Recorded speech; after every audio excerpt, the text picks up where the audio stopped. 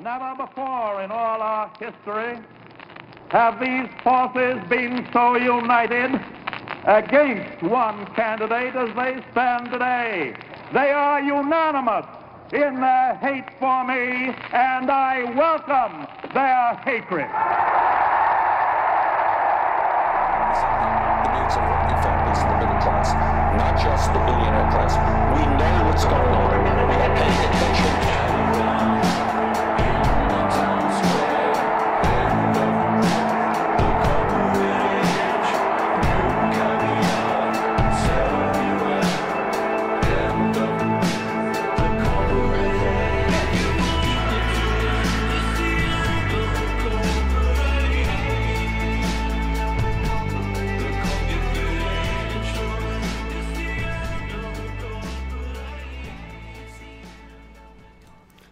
Good morning, everybody.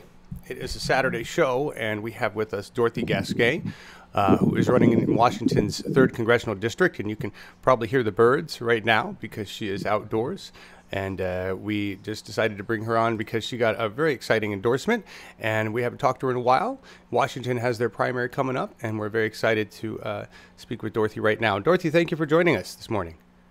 Well, thank you for having me. Yeah. And hey, Laura. Laura's with us too, everybody. So, Dorothy, tell us what you just made a big announcement about an endorsement. What is that? Tell us. We've been endorsed by Our Revolution National. And it was really great. We were eating at Bernie's Burgers and Suds when we got the tweet from Our Revolution. That is awesome. And so this isn't you've been endorsed by local Our Revolution groups, correct? And then is that what it takes to be recognized nationally? Yes, you have to get local affiliate endorsements, and then also it does seem to take a little bit of pressuring to get them to endorse early enough. Absolutely. Well, I think that's just part of the process. Make sure there's enough local support, and then then they go national. But that's great. Do you know what that means in terms of support? How they're going to help you, or is it just kind of new and we're not sure what's going to happen there? Well, they have really good list of activists that they collected through the 2016 cycle and since starting Our Revolution. And so they'll be texting their list and calling them and helping to get them identified as supporters and then putting pressure on them. But we can't coordinate, so we won't know exactly for sure what they accomplish. But hopefully they'll bring us some more volunteers too, which will be really great and boost our fundraising numbers.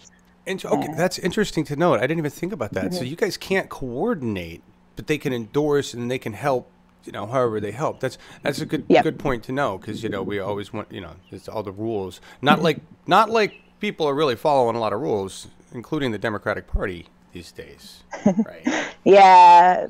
It's I guess it's the downside to it, right? When you're trying to make the system clean and you have to play clean, then you got to deal with everybody else not being that way. But we're looking forward to it. We're pretty excited about this endorsement. It's just another really big national endorsement that helps us get better name recognition, which we've kept the lead on name recognition in this race in this district. And so this just gives us another big boost to make sure we finish strong next month. That's wonderful. That's wonderful. How are you doing in terms of fundraising and door knocking, and how can we help you? What do you need? Mm-hmm. We need more money. We're doing great on having conversations so we have about a 50% conversion rate at the doors. So we're doing really well. We also need volunteers, and we are perfectly willing to have people travel to help us knock on doors. Awesome. Our ballots drop in a month, and then we're like Oregon, we're a mail-in primary. Right. And then so we'll have about 3 weeks of strong GOTV, getting those ballots and chasing them and getting them turned in. Absolutely, absolutely. And I mean, in terms of fundraising, I just want to make a point out there to everybody. All of our progressive candidates are in need of funds. And when we're talking funds, I mean, we're talking zeros and zeros that are what they're running against. Most of the incumbents and the corporate establishment have millions and millions of dollars to fight these battles. And we're trying to raise a couple $100,000 to even compete. Right, Dorothy? Yeah, so we're getting outspent about 10-1 Wow. by our Wow. Democratic challenger. Wow. That's huge. Well, I appreciate all the work you're doing. And anybody who's out there in the Washington area wants to help Dorothy, she's running in Congressional District 3. Who's the incumbent? Who are you running to replace? It's Representative Jamie Herrera Butler. Oh, right. She's the Republican. I remember that. It's interesting. Yeah. Has she been interested have you had any debates? Have you had any conversations with her, town halls? No? No, she doesn't do town halls. She has been hiding from her constituents for about a year and a half now. Oh. Well, now that we're getting down to the wire, hey, Jamie, we'd love to have you on. We'd love to have you do a debate. I know Dorothy's willing. We have a system that'll let you come in from anywhere. Convenient. So we'll throw that out to you, and I'll send it out to you on Twitter, too. We'll see if we can get you to debate the issues with Dorothy. How about that? Hey, Dorothy, two things. I've got a question for you. What's it like at the convention? How's it been for you? Oh, yeah. We've had some weirdness going on with conventions. So just wondering if how things are going. It's actually really great to be a Washington State Democrat. We took over the party in the 2016 election cycle. And it's always like a big family reunion. I love to be at state convention. Oh, awesome. And the other thing is Chad Lepke's just dropped in Slack, John. I put it in line 5 of the rundown. The Washington Convention is being live streamed on Facebook. Oh, wow. So there's a link if anybody wants to go and see what she's talking about. Well, that's awesome. What I would like to ask of Chad and maybe of Dorothy and other folks that are involved in the progressive movement in Washington is keep us up to date with what happens at the convention, any awesome things that get decided, and we'd love to have you on when it's all done to tell us about what's been improved or not improved in the Washington democracy. I think you'd be better off talking to some of our delegates because they're going to have more of an idea of what's going on the ground. Okay. But I can definitely get you in contact with some. That would be awesome. I'd appreciate that. I'm sure we're all familiar. Sure, we know them. I'm not even sure which ones they are because we know all you guys up there. So, Dorothy, thank you for joining us. Thank you for running, and we will have you again on a program to talk, and hopefully we'll get Jamie on to debate you. Thank you so much, right. and congratulations on Good your luck. major endorsement. Yeah. Thank you. Thanks. All right, everybody. Dorothy Gasquet running Washington's Congressional District 3 against Jamie Herrera Butler. All right. And that's so now we'll move into a normal Saturday, right? That was just a special thing with Dorothy. And it's awesome that she's got the tech.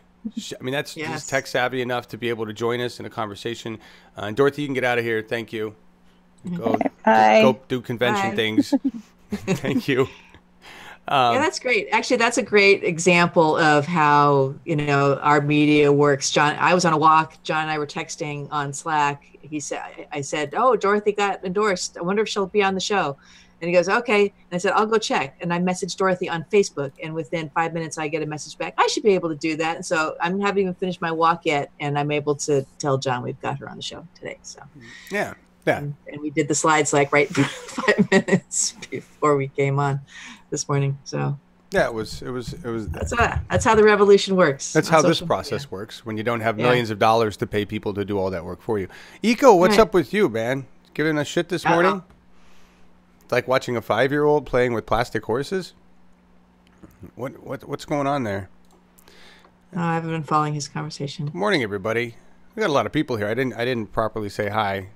Hi, Environmental and Jilly and Randy and Jeffrey and Barbara. You got 35 people watching. Density, yeah, I know. Is it Dave Whalen, Darcy, Eco, Schultz? How you doing, Barb? Yeah, hi all. Hey everybody. Good to have you. We actually do have some other content to talk about. There's a lot of stuff that we're doing. We're shifting in states that have already passed their primaries. We're shifting to focus on 2020 because we have to. And there's a lot going on that I see in social media and the email chains going back and forth. I think the progressive movement realizes that it's time for us to organize, stop complaining about 2016, stop complaining about whether Bernie won or Hillary won or would have won or should have won or didn't win or whatever, and just move the fuck on, because we didn't do as well as we needed to do in 2018, and we got to get our shit together for 2020. So that's where our focus is moving. Hey, TC Townsend. Hey, Louise. Phil. How you doing? Good to see you. So where are we on slides? The cover card, though, I just did for fun. Because that's... I just had to. That's... here. Where is it? Trump, earlier in the week, Trump went to the G7, 6, whatever number it's going to be these days without the U.S. I don't know. And that, I love that. There were so many memes that came out of that picture, but you know, the Photoshop there is the chair and the food and the bowl. His posture, that's Trump. That's him at that meeting. They're all staring at him, and he's like that, like a fucking petulant 5-year-old. It's hilarious. What saddens me is there were people that elected this man, and anyway, it was just fun until later on in the week when we started really talking about how many children that ICE has detained, ripped away from parents, some of them babies that are still breastfeeding. And two things, I'm going to talk about that real quick. One, a lot of the pictures going around are from Obama era, because this didn't start new. However, it has escalated and it has become more brutal. And they're not just going after people to come into the border. They're going after anybody that's brown. They've taken citizens that are brown, and they are being detained regardless of the fact that they have citizenship. That doesn't have every fucking American scared out of their goddamn mind. You should be. ICE is Nazis. That's not an overstatement. That's not outrageous. We have a Gestapo running around, arresting people, abusing, raping, lying, cheating, stealing, fucking with children. And it's going to take more than a couple election cycles. We don't have that much time. We got to get up and do direct action. I don't know what that is, but we really need to do something. There's a lot of protests happening around the nation that I know people are getting involved with. There's a lot of pressure being put on the Trump administration, and even media. All of media I'm seeing, MSM, all of it. I think even Fox at this point is pointing out that it's not a Democrat policy. It's a Republican policy of the ripping away of the kids. My understanding is that the Obama policy that was in place to rip away the kids was removed because it caught a bunch of shit. And they were like, oh, they better stop doing that. But this time, they're not changing their policy. And then they quoted the Bible, which I thought was kind of ridiculous and just ridiculous. And anyway, that was the horrible, one of the horrible things that we had to talk about after Trump was funny Trump, and then, oh shit, look at what the administration is. It's not Trump. He's a distraction, right? While he acts like a fucking retard, we have Congress stealing everything from us. Congress is the people that we need to put under the fire. They're the people we need to eliminate. And that's really what this is about. So we really need to stay focused on that. Here's my card of things we got to go over. Wait, by the way, hey, Laura, how are you? You're muted. There's no Marcus today. I'm madly making slides. Yeah, here. Laura's making all the slides for the show. So Marcus normally puts together the morning show, everybody. Yeah. All right. And he does a lot of work. Takes a lot of work to do this. And Marcus is right now taking care of his mom. His mom is not doing well, and so we hope that she does better, and send Marcus good thoughts and messages on Twitter if you're connected with him, or in social media if you know where he is. Let him know that you're thinking about him and his mom, and that's what he's doing. And no Joe, because he's off. I don't know, what is he, schooling or vacationing or working or? No, school's out, so he's traveling actually for a couple of months. So Joe is taking a break from broadcasting, and he gave us a solid 6 months. That was great, and we hope that he will be back as we approach the general in the fall. Yeah. So yeah, hard-working young man needs to take a break and have a life while we still have a planet. Exactly. I say that all the time now. Enjoy the planet while you can. You've only got a few years left. We didn't put any climate stuff in. I forgot to talk about that. We'll get to that at the end, climate stuff. Jilly Love, Dems are shaming Trump for peace in North Korea. Okay, so I don't want to, I'm only going to say one thing about North Korea. First of all, there's no peace. And anybody that thinks it's a peace, how, really? Okay. Nothing occurred. Nothing happened. It was all optics. There was nothing that improved from his trip there. Nothing was made better. There's no peace. Okay? It's all bullshit. It's 100% pure fucking bullshit. So to even suggest that what he did was anything that had any substance at all is bullshit. Okay? The whole thing was designed as a fucking distraction to make him look like he did something of value, just like all the other things that he's fucking done. But in reality, nothing occurred other than the U.S. looking like fucking idiots and losing massive standing globally for all the shit he did while he was there. Yeah. Okay? So, actually, North Korea is not one of the companies we have. The companies. Yeah, well, you got it right there. Well, actually, that's probably, I'll keep that. Yes. That was, countries we're actually at war with, so if you'd done something at one of the companies, I keep saying that we're actually at war with, that might have been something, but I think it's just been a big distraction from the OIG report personally. So.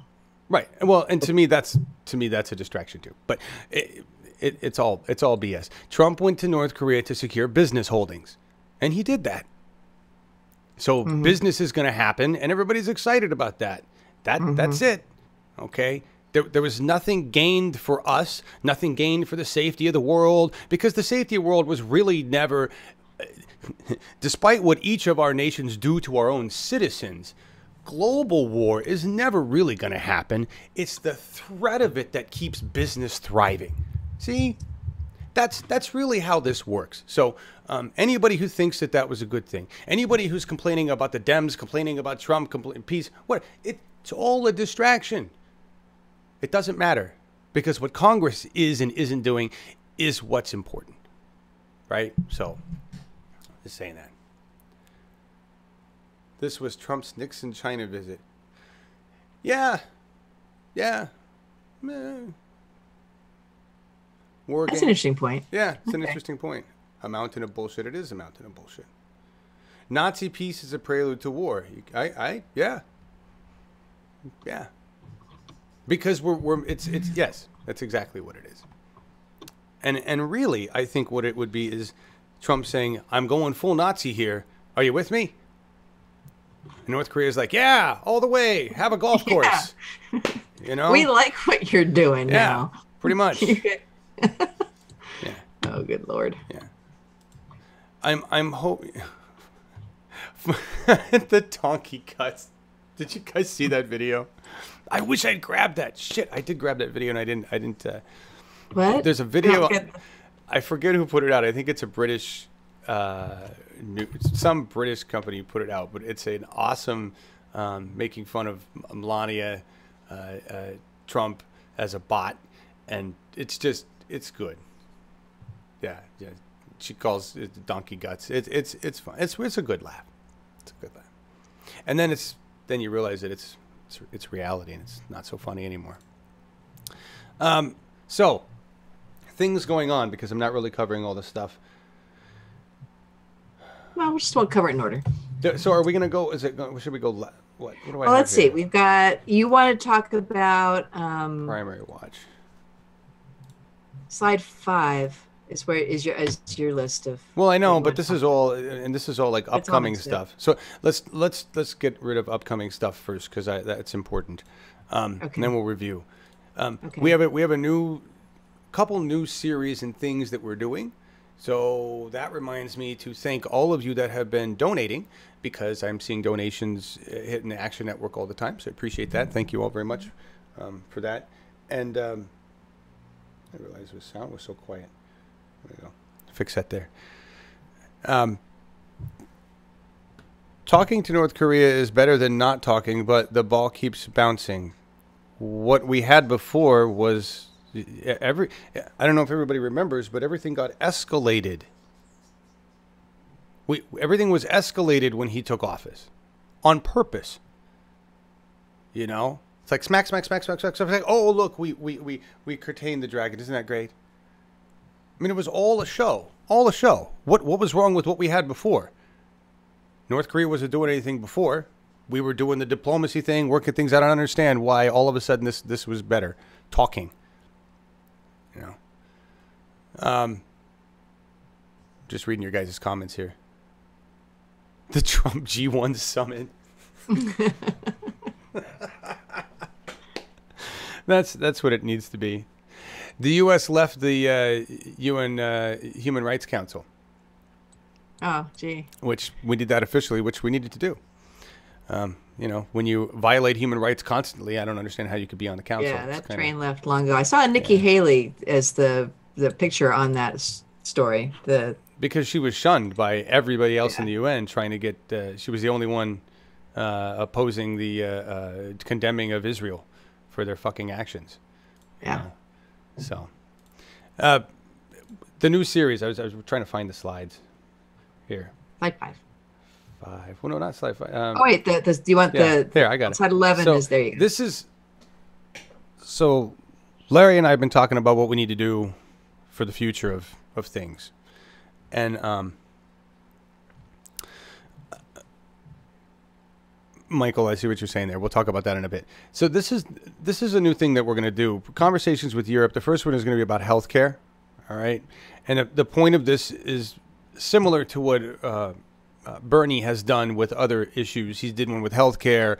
I forget the other topics he did, but you know, we grabbed people from other countries and they discussed how their systems worked. Most of the people he grabbed were like doctors and high up people that Bernie knows. We're going to grab the people we know, which are working class citizens, and most of them are volunteers with us. We have Katie and Bjorn and Dennis, and I think at least 2 out of 3 of them are going to join us tomorrow. And then Larry has grabbed some folks from Healthcare for All, Oregon, and a couple other people, and we're going to share experiences and compare and contrast the U.S. systems with German system and Luxembourg, and you know, and talk about. Just talk about the differences. Take a look at the realities. What do citizens in Europe pay for their insurance? What do they pay in taxes? And just have that discussion. So that's going to be tomorrow at 10. Join us for that. Conversations with Europe about healthcare. And then we're planning to do another one on justice reform. And we're going to try, we do one on immigration. We're going to try to get Jeff Merkley because Larry knows Jeff. And apparently there's some leverage there. So hopefully we're going to try to, that would be great to make that happen. And it's a way I want to work with the Democratic Party and our reps and other organizations to discuss the issues and discuss them in more of an Oregon centric, because we're not a big national. We're not Bernie Sanders, right? So we'll be doing that. Also, Wednesdays, because we don't have any We the Peeps lined up yet anymore, do we? Right, Laura? No, right. Sorry, you're muted and working on slides. Sorry, working on slides. No, We the People. We had a big run into the California primary, and things are kind of washing out and figuring out who we're going to be supporting. Let everybody regroup a little bit. But we've all reached out to like Maria Estrada and Brian Witt in California, who both are. We'll talk about them a little more in a bit. And we will be grabbing the people who are advancing to the general, let them get their bearings, and then be heating up again towards the end of the summer as we move into the approach to the general and find out what their strategies are. And now that the race is a little clearer and not so many contenders, we'll be able to really focus on the ones we can support. And Maria Estrada, can't be more excited about her going against Rendon. I know, and one of the reasons is if you look at the numbers. If she picks up the numbers that the other candidate got, and she actually could beat, she's got a chance. Yeah, she's got an actual chance by the numbers So that's pretty Which exciting. is a big chance of opening her beautiful voice and getting heard. Yes. Whether she wins or not, a lot of stuff is going to get heard that hasn't been heard before. Yeah. And she'll make sure of it. That is true. And that's what's exciting about getting her advancing. You know, that's all we asked for, is a couple of our people to get up there and start making a difference and getting the issues heard. Absolutely. And so we'll be focusing on candidates that advance, that are progressive, that just like you said, like Laura said, and of course we're a little more West Coast centric, just because of the audience base. Now, I'd love to improve that. So if there's anybody out there in the East Coast that wants to start a program for your area, hit us up.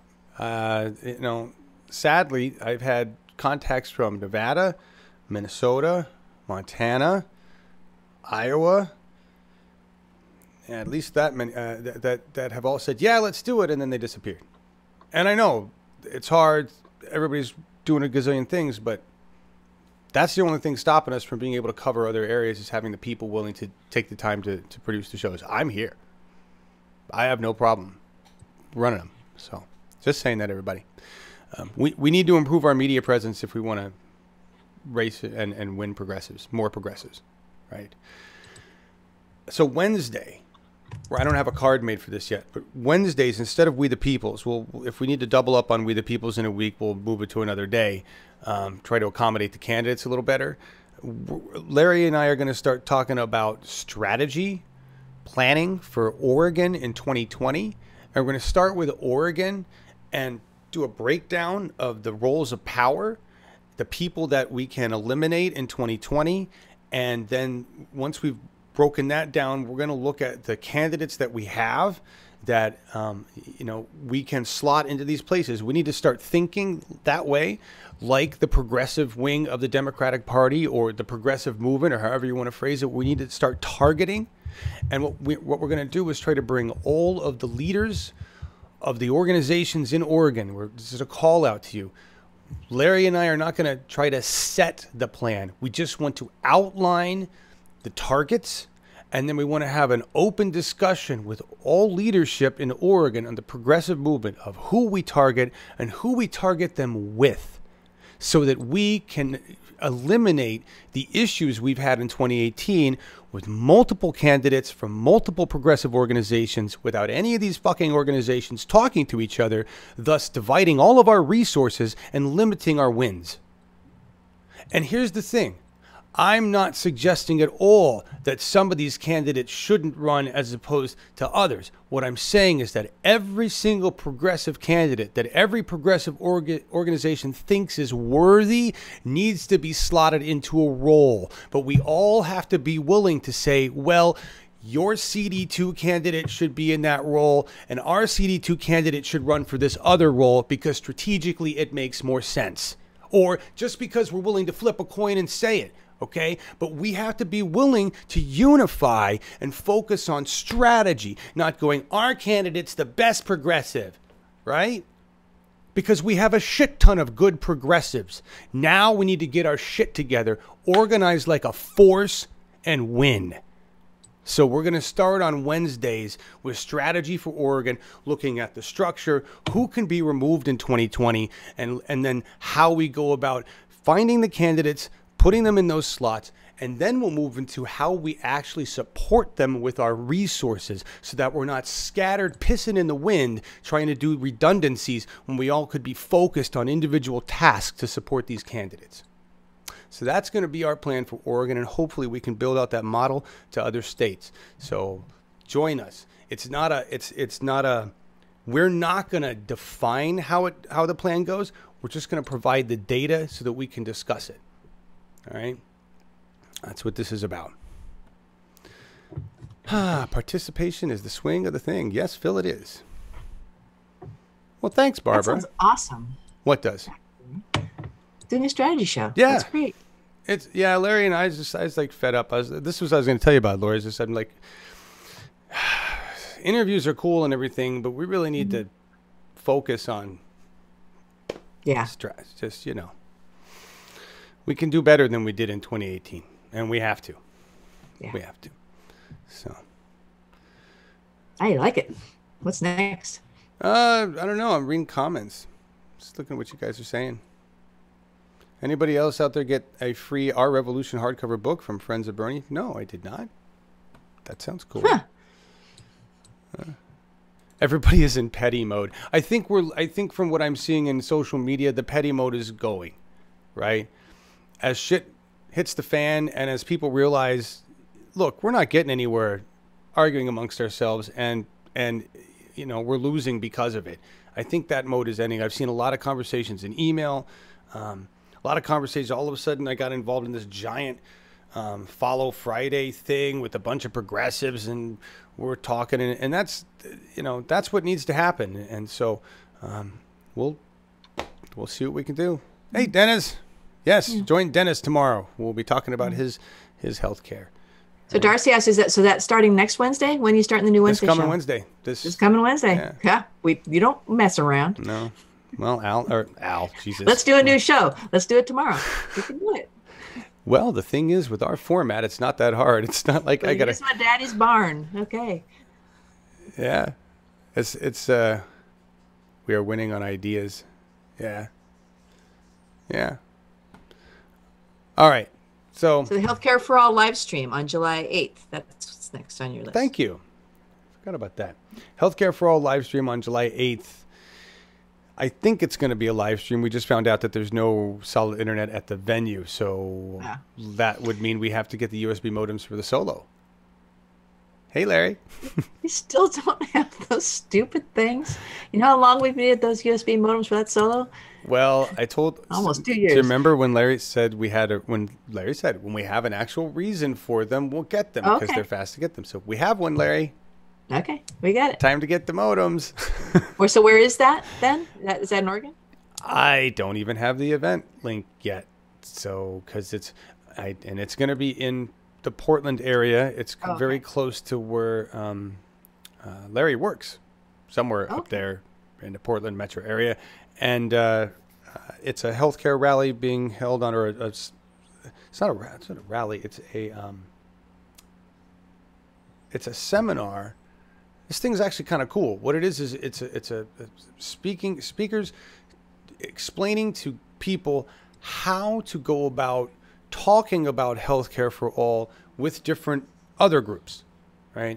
If you're going to go present to your legislator, if you're going to go talk to your boss, if you're going to go talk to your friends, if you're going to go different situations and ways to present and discuss healthcare in a meaningful and hopefully productive way. So it should be pretty cool. So that's July 8th. I have no idea where it actually is. I'll get that information once I get an event card for us, but hopefully we'll be live streaming if Larry gets the modems. So. But Julie says we can use our phones, but that's not what we want to do, right? We want to do a step up a production from. You can't use our phones. Can't use our phones. No. This is a there's money being transacted for the live stream, so upstream is just part of the deal.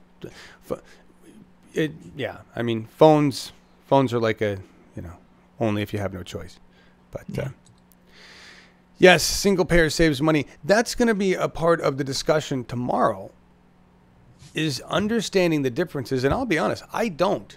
I'm very confused right now between a lot of the progressive, and they are progressive in many ways, but there's candidates out there that are talking about health care for all and Medicare for all. Bernie's plan is called Medicare for all.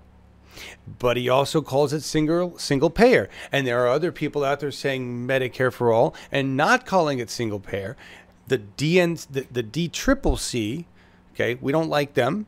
The PCCC, I think we like them. They're the progressive CCC. Both groups and everybody involved is saying don't use the term single payer. I think. This is really confusing to me, so I really want to understand the true differences there. It seems to me that it's a subtle difference between one way or the other, and the difference would be how many checks we have to write to how many different people, right? Yeah. But I think in Medicare for All is just the expansion of our existing Medicare system. You just drop the age, And it covers all. Yeah. And once it covers all, and once it's expanded, I think it becomes single payer, or eventually becomes single. I think. This is what I really want to nail down, right?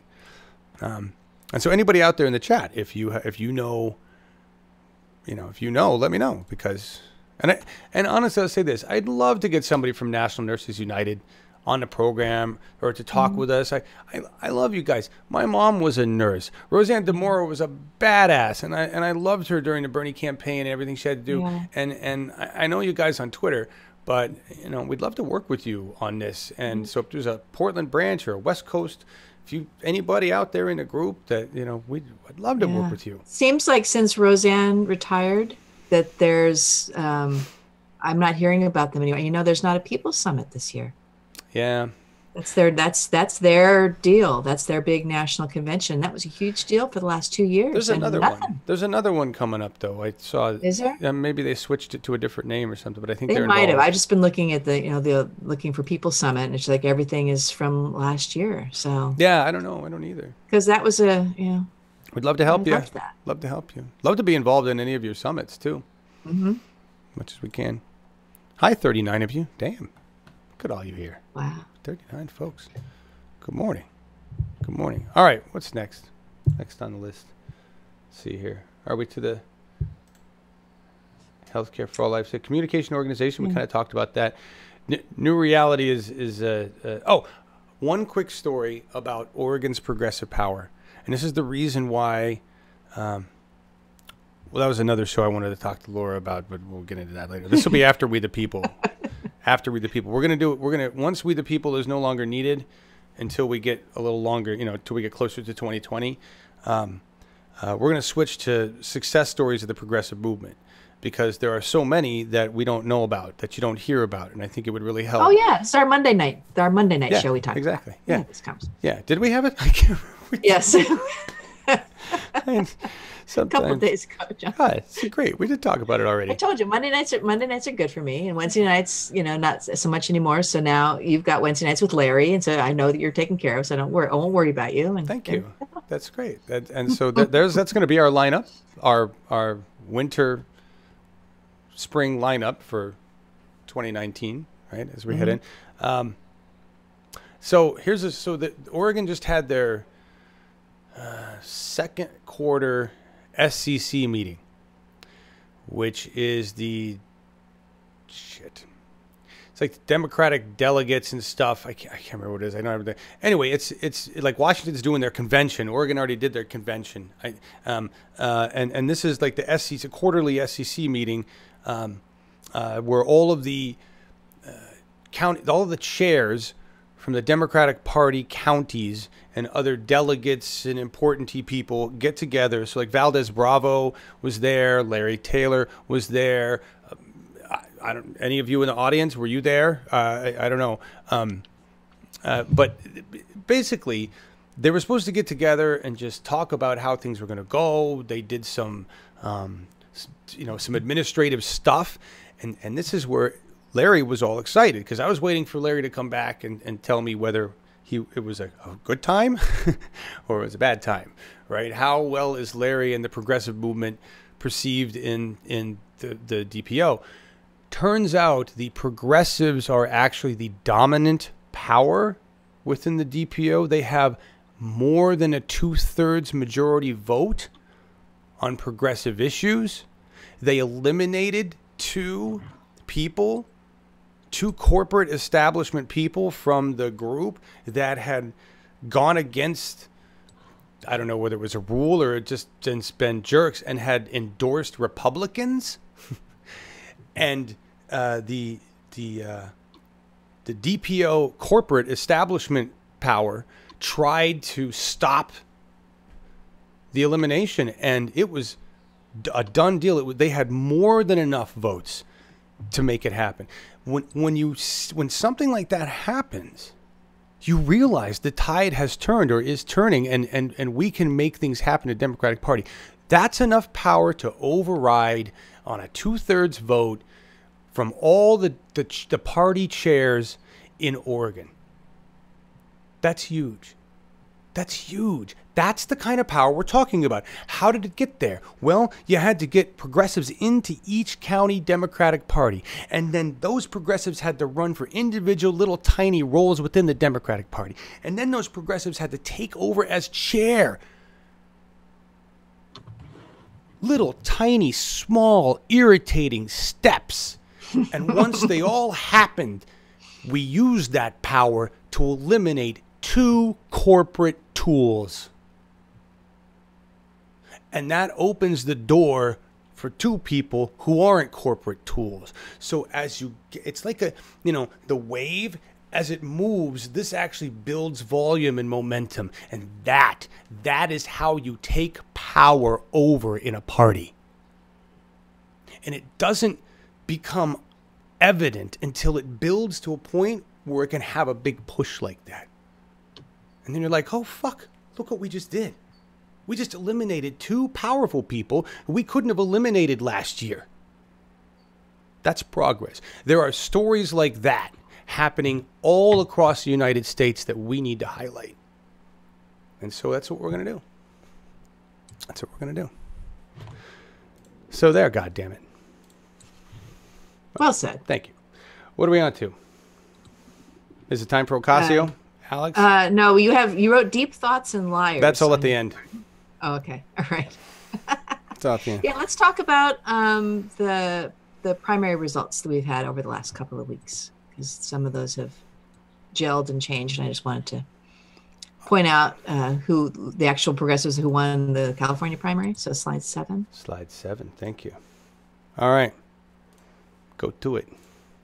So this is the list. We just learned this week that Javanka Beckles, we added her to our list, but Audrey Denny in District 1, Brian Witt, who we interviewed, and he's already agreed. Why am I so big, John? You're not on the screen, though. Don't worry. Oh, good. Sorry. God, scared me. And Brian is coming back. Kenneth Mejia, who Joseph talked about so often as being a great candidate, is advancing to the general. Rodolfo Barragan in 40, who I hadn't talked to, and Amar Kampanajar, who is going in California 50. And we've been trying to reach out to him and hoping to connect with his campaign. And Maria Estrada, our friend in Assembly District 63, we mentioned her earlier, running against Anthony Rendon, who's the captor of our healthcare. And Javanka Beckles, who just within the last day or so, her race turned out that she's advancing to the Assembly District 15 to the general. Wow, so nice. So yay. So we did. So we have, and there might have been a couple of more. Forgive me if some others have slipped in that I don't have on the list, but these are the people that we've been keeping our eyes on. So that's what's going on there. And then the next slide, we had a primary this last week, June 12th, and Nevada, Maine, North Dakota, South Carolina, and Virginia. The one that we were really watching there, of course, was I got 2 of those. Hold on.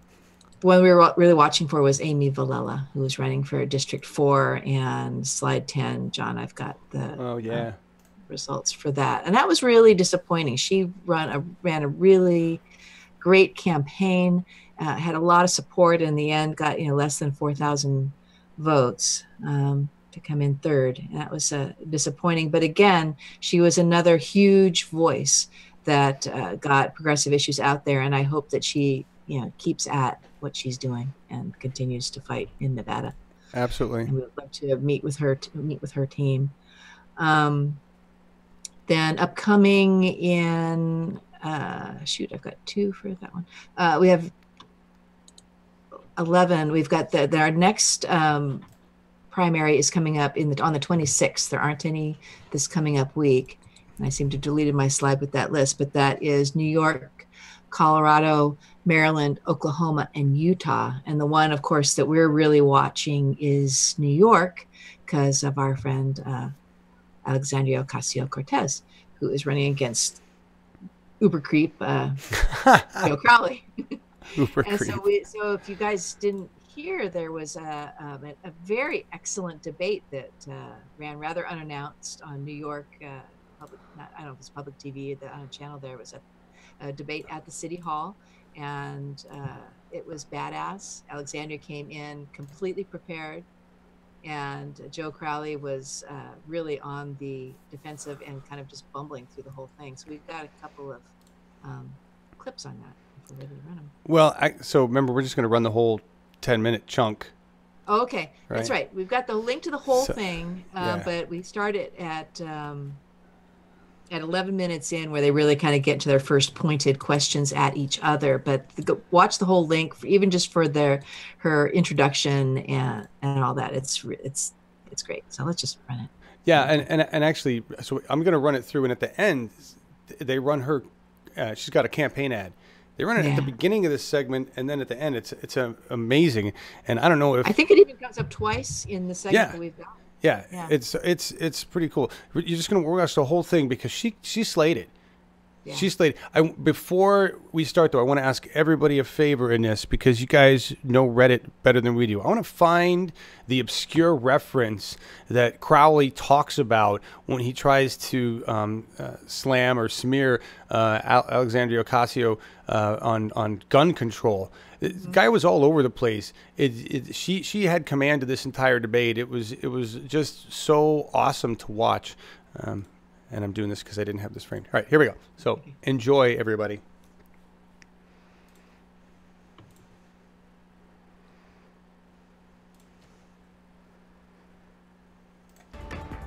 Welcome back to Inside City Hall, where we are holding a Democratic primary debate for the 14th Congressional District. We promised you both a chance to ask each other a question. We're going to begin with you, Mr. Crowley. Well, thank you.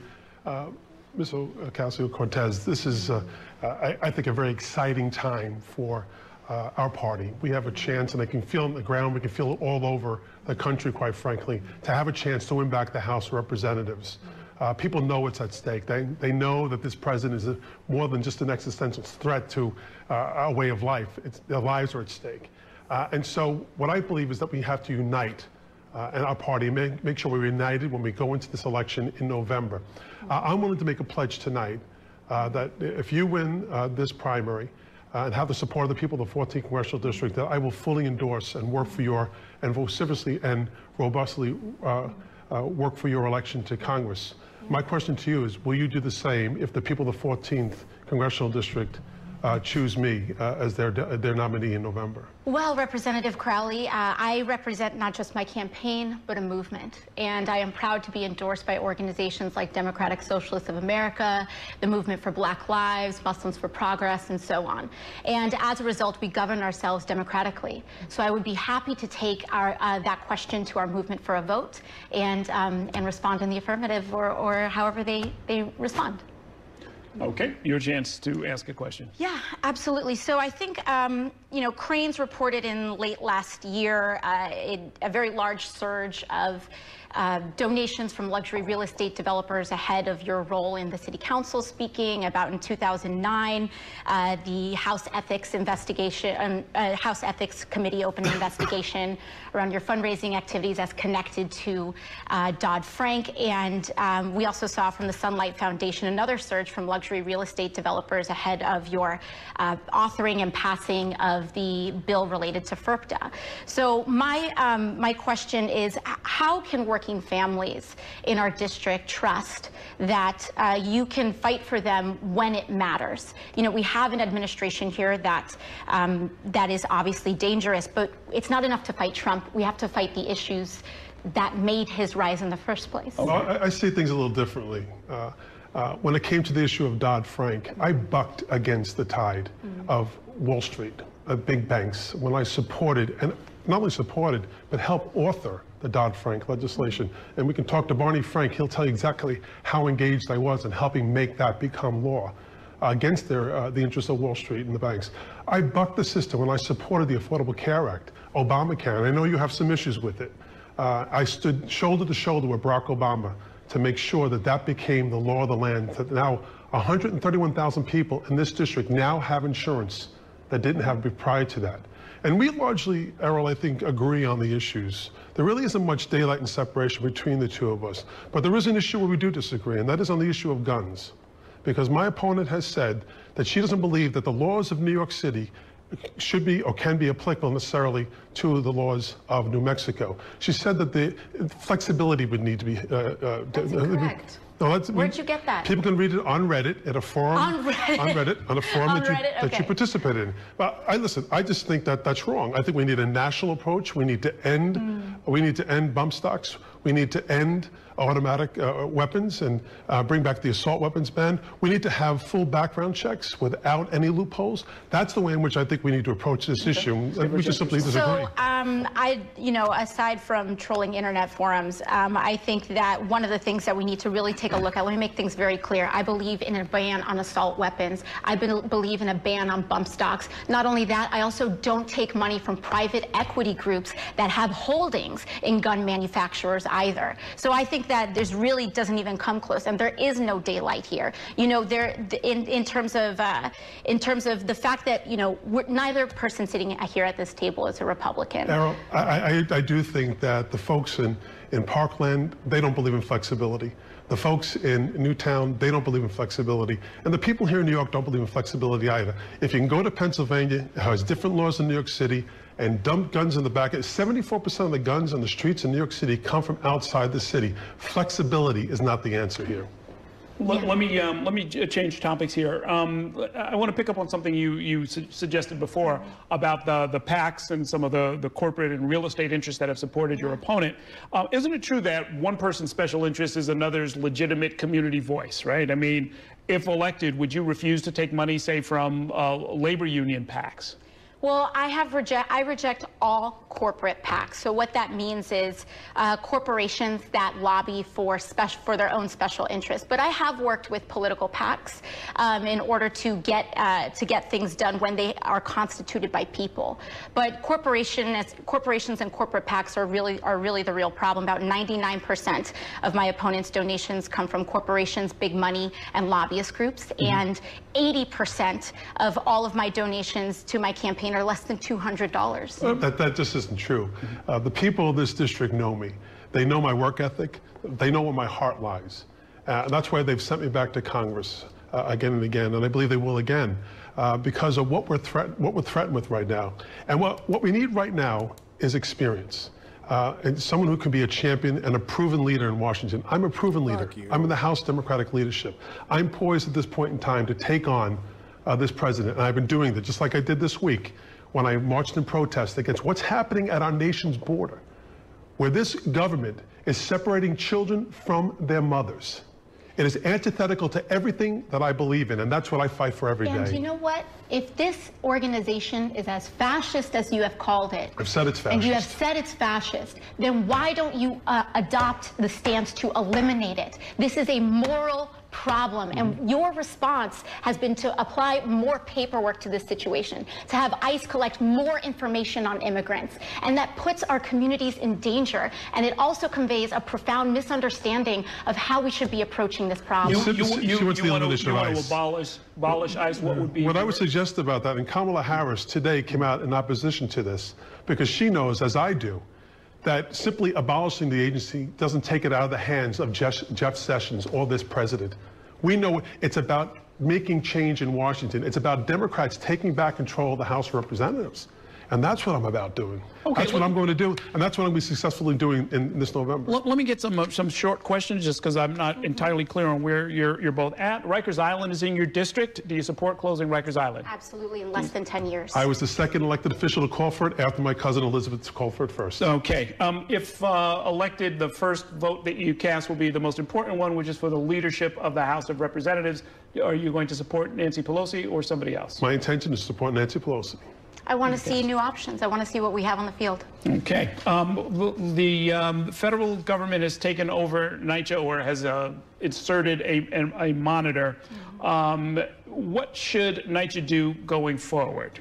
Well, first of all, we have to expand funding into NYCHA, and we need to address the immediate concerns of people not having water, not having hot air, not having heat, and holes in their walls. We need to address those immediate humanitarian crises first. Let me be more specific. Should those involved in falsifying reports to HUD be prosecuted? Absolutely. Absolutely. Okay. And I guess finally, What's the best restaurant in the district?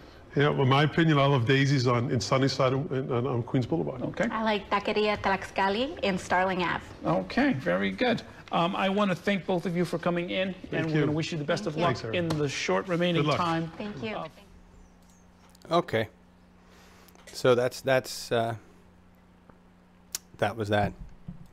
Oh, but they ran the ad though. Oh, my bad. All right, let's do the ad. Here, hang on. The ad comes in right here. I didn't want to hear him talk about his favorite restaurant. Guys, it's just such a blowhard. Anyway, you guys heard the Reddit thing here. Watch Alex's ad. This is amazing. Here.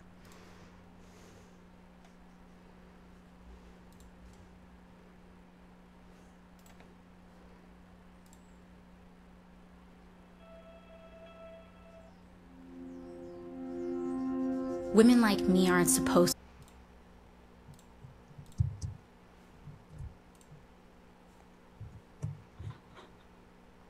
Hey, can you hear me? I think we're back, everybody. Sorry about that. I know there's probably it was 8 of you left. There's a very abrupt ending there. And that was because the power went out. And now I got to get Laura back in the shot here. Hang on. Where'd she go? You don't have a shared screen, so I can't see what you're doing. I know, but it doesn't matter. It's not big. We were actually kind of almost done. We were. I'm just here. If we could run her ad, that'd be nice. Everybody, that was such a nice ad. It kind of stuck on there. It was a nice ad. Yeah. So I'll run it again. The goddamn power went out here, which seems to have done several times in the last couple weeks. Living in rural Oregon and running a production studio out of a garage is why. If we maybe had it in a better building or something, we could fix that. But that's going to involve money, and something the progressive movement is going to have to figure out is that we're going to have to donate gobs of money to our candidates to actually win some of the larger races and to provide media support for our candidates, because you can't. It doesn't matter how much groundwork you have. One well-placed media ad can destroy an entire group's work. One well-placed media ad to the right demographic with the right emotional appeal does all the heavy lifting for big candidates. And that's something we're going to have to learn. We're going to have to learn to play with the big tools if we want to win the big races. And that's going to cost money. And we can certainly do it for less than what our bigger candidates pay for, the establishment candidates. But we are going to need to develop, like Alexandria Ocasio. One of the reasons she's doing so well is because she has damn good content. She has really good video, and that costs money, right? That costs money, or it's done by a team of dedicated people. Anyway, wow, look at that dip. Back to 31 people already. Hi, 31. Oh, that's fast. Amazing. All right. Anyway, let me just pull up the ad and run it, and we'll get out of here. Oh, geez, it's not even loaded here. Hang on. Trying to tell us, you have to reload when this happens. You have to start up everything, reload everything. It's yeah. It's not fun. And this system is basically 5 computers. So when the power goes out, I have to restart all 5 and then do a lot of other stuff. Anyway, hang on, everybody. I got to get to the end of the ad. Get to the ad. I think this is it right here. This is as good as it used to be in the early days. You just see my face on screen. You're like, hang on, I got to find it. I think this is it. We'll just go out with this, and then we'll see you guys tomorrow, right? See you guys tomorrow for Larry Taylor and Progressive Oregon talking about healthcare. Healthcare in Oregon. With Katie and Dennis. With Katie and Dennis. And we'll have some people from Tom Sinsick from Healthcare for All in Oregon. And I don't know, I think a couple other people. I think a rep from somewhere that Larry's trying to get. So This would be a good discussion about what needs to happen. And think about this. I told you that we just had some power and we wielded that power in Oregon, right? So how much more power do you think it's going to take to just make healthcare for all happen, right? We have to squash Peter Courtney, which we failed to do this last round, but maybe we can get around Pete, squash some other people, right? It can happen. And I'm just delaying because I haven't, just got to frame this up here. It's all a mess. All right, here's Alex's ad. Thank you all for being here, and we will see you tomorrow at 10 a.m. Thank you, Laura. You're welcome.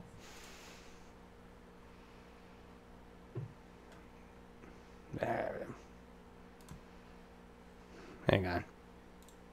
Told you it's a mess.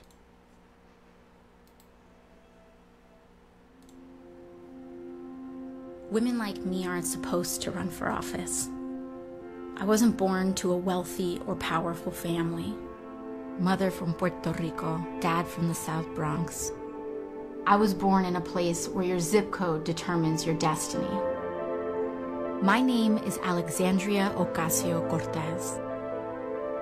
I'm an educator, an organizer, a working-class New Yorker. I've worked with expectant mothers, I've waited tables and led classrooms. And going into politics wasn't in the plan. But after 20 years of the same representation, we have to ask, who has New York been changing for? Every day gets harder for working families like mine to get by. The rent gets higher, healthcare covers less, and our income stays the same. It's clear that these changes haven't been for us, and we deserve a champion. It's time to fight for a New York that working families can afford. That's why I'm running for Congress. This race is about people versus money. We've got people, they've got money. It's time we acknowledge that not all Democrats are the same. That a Democrat who takes corporate money, profits off foreclosure, doesn't live here, doesn't send his kids to our schools, doesn't drink our water or breathe our air, cannot possibly represent us. What the Bronx and Queens needs is Medicare for all, tuition-free public college, a federal jobs guarantee, and criminal justice reform. We can do it now. It doesn't take 100 years to do this. It takes political courage. A New York for the many is possible. It's time for one of us. Vote for Alexandria Ocasio-Cortez on June 26th.